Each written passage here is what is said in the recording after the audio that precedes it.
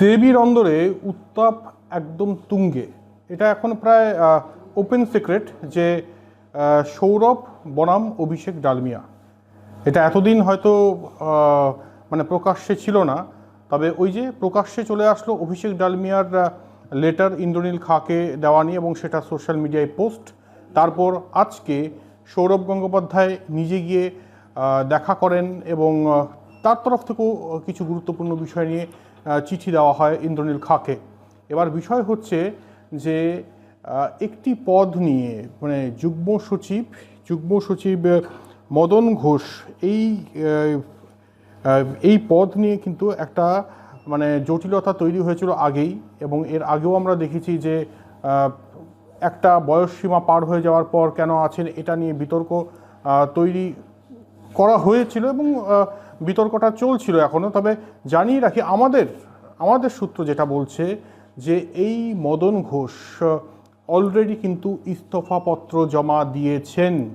আরও একবার বলছি, মদন ঘোষ সিএবি যুগ্ম সচিব, তিনি ইস্তফাপত্র জমা দিয়েছেন এবং তার ইস্তফাপত্র যে গৃহীত হয়েছে সেটা বেঙ্গল টি-20 লিগের পরেই কিন্তু ঘোষণা করে দেওয়া হবে।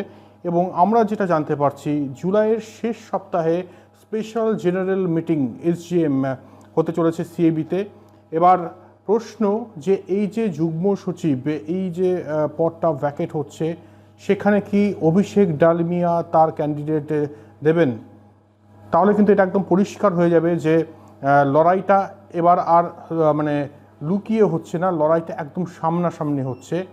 তাই দেখার বিষয় যে মাঠে তো আমরা খেলা দেখি, টি-20 ম্যাচ দেখি, তবে মাঠের বাইরেও একটা লড়াই চলছে এবং একটা টি-20 ম্যাচ বোধহয় চলছে।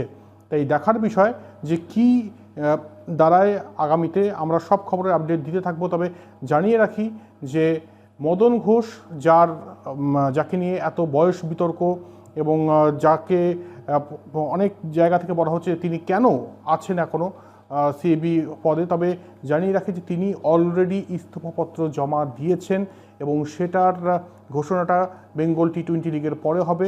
জুলাইয়ের শেষ সপ্তাহে স্পেশাল জেনারেল মিটিং হবে এবং সেখানে কিন্তু আমরা জানতে পারবো যে এই যে যুগ্ম সচিব পদ, এখানে শুধু সৌরভ গঙ্গোপাধ্যায়ের ক্যান্ডিডেট থাকবে, নাকি এখানে কোনো সম্ভাবনা রয়েছে অভিষেক ডালমিয়াও তার ক্যান্ডিডেট দিতে পারেন, এরকম কি কোনো সম্ভাবনা রয়েছে কিনা? তাই ইন্টারেস্টিং পর্যায়ে যেতে চলেছে সৌরভ বনাম অভিষেক ডালমিয়া। আরও যা আপডেট পাবো সব কিছু আপনারা পাবেন কলকাতা টিভিতে।